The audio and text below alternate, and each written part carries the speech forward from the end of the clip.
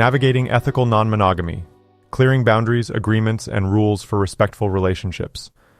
Recently, it has come to my attention that people, including myself, sometimes confuse boundaries, agreements, and rules in ethically non-monogamous relationships. Therefore, I will delve into this topic and provide sources to clarify it.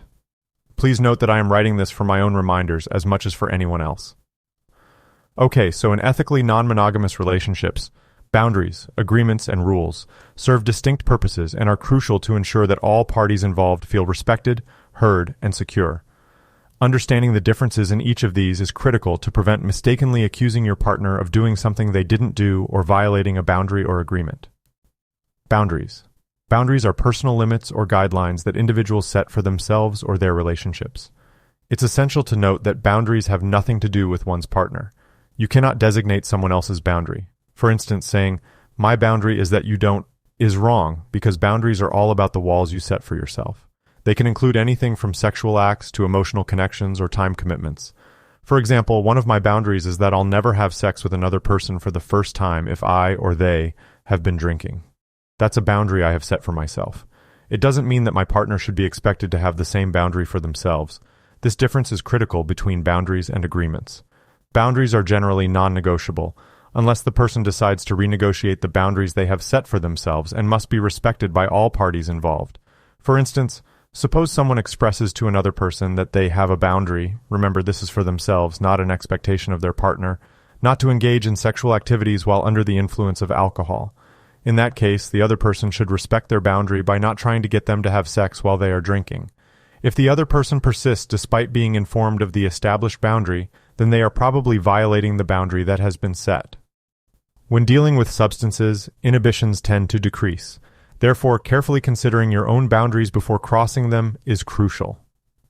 Setting clear boundaries can help individuals feel more comfortable and secure in their relationships. According to the book The Ethical Slut by Dossie Easton and Janet W. Hardy, boundaries are the walls that define who we are, what we need, and how we want to be treated. Agreements. Agreements are mutual understandings between partners or individuals in a non-monogamous relationship about specific behaviors, actions, or expectations. Unlike boundaries, agreements are negotiated between all parties involved and can be adjusted or changed over time. Agreements might include decisions about how partners will communicate with one another, how they will handle conflicts, or what types of activities or relationships are acceptable. Agreements should be specific, clear, and agreed upon by all parties involved. Examples of agreements in non-monogamous relationships can include rules around communication, safer sex practices, or meeting new partners. The book More Than Two by Franklin Vo and Eve Rickert explains that agreements are an essential tool for creating relationships that work. It's important to note that if a third or more parties are involved in, for example, a sexual encounter, all parties should negotiate agreements together. This negotiation is often overlooked due to concerns about ruining the mood or losing interest. However, this is a mature and necessary conversation to have. If someone is unwilling to have this discussion and backs out of the encounter, they may need more time to be ready for this type of relationship and need to work on personal growth and education. It is possible to violate an agreement or boundary unintentionally. For example, you might share something with a friend your partner had confided in you. You may not have intended to breach your partner's trust, but you may have overlooked that what your partner shared with you was meant to be kept private between the two of you. It's entirely possible that, while you may be open with your sexuality and have no problem discussing it, your partner may be dealing with some insecurities and isn't where you are yet. This example illustrates why honest communication is so important. Even if you didn't mean to, crossing a boundary or breaking an agreement can still affect your relationship with your partner. However, you can take steps to repair the damage, such as admitting your mistake, taking ownership of it, and making efforts to regain trust and respect in your relationship. Your partner must recognize that relationships can be complex and humans aren't perfect, so we may make mistakes.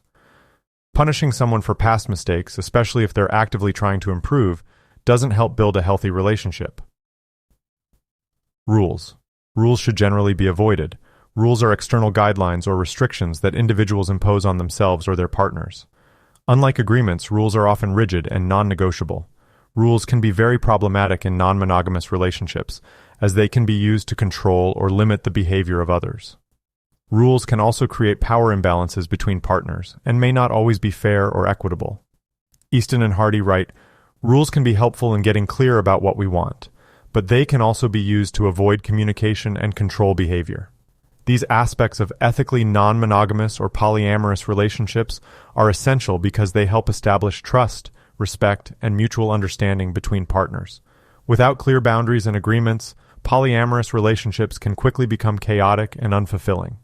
However, when these aspects are established and respected, polyamorous relationships can be as loving, healthy, and rewarding as any monogamous relationship.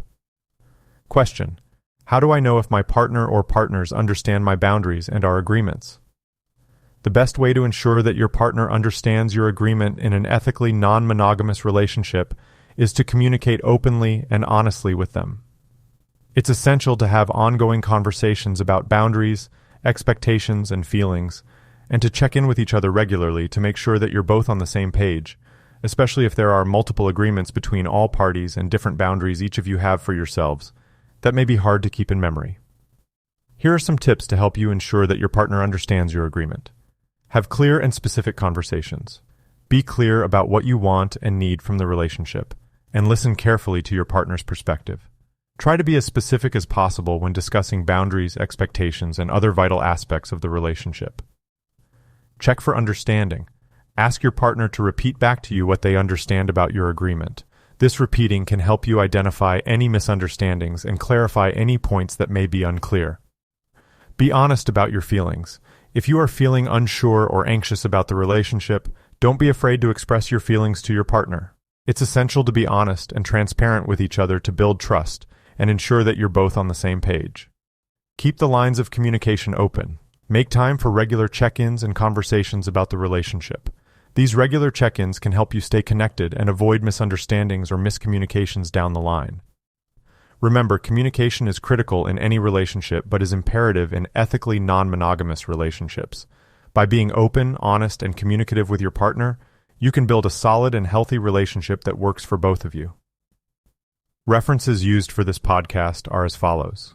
The Ethical Slut, A Guide to Infinite Sexual Possibilities, is a book written by Dossie Easton and Janet W. Hardy and published by Celestial Arts in 2009. Another book on ethical non-monogamy is More Than Two, A Practical Guide to Ethical Polyamory by Franklin Vo and Eve Rickert, which was published by Thorntree Press in 2014. In an article published on Psychology Today on December 9, 2020, titled How to Create a Relationship Agreement That Works for You, Eva Taylor Grant offers tips for negotiating relationship agreements that are customized to each individual's needs. The National Coalition for Sexual Freedom provides a resource on their website called Polyamory Basics, which can be found at ncsfreedom.org. A blog post on Psychology Today by Frankie Bashan titled Polyamory, A Practical Guide, provides advice on communication, boundary setting, and other aspects of polyamorous relationships. Finally, Mira Solanke Estrada wrote an article for HuffPost called Polyamorous Relationships, A Definition of Polyamory, How It Works, and Why It's Not All About Sex, which explores common misconceptions about non-monogamy and offers an introduction to the concept of polyamory. To conclude, establishing boundaries, agreements, and rules is essential for maintaining respectful and healthy relationships, particularly in the context of ethically non-monogamous relationships. It's critical to understand the distinctions between each of these concepts to avoid misunderstandings, respect personal limits, and negotiate mutual agreements that work for everyone involved. Remember, boundaries are personal limits, agreements are mutual understandings, and rules are external guidelines that should be avoided. The following podcast will discuss navigating toxic relationships and rebuilding trust, so stay tuned. Thank you for listening, and until next time, stay safe, stay respectful, and keep exploring your relationships.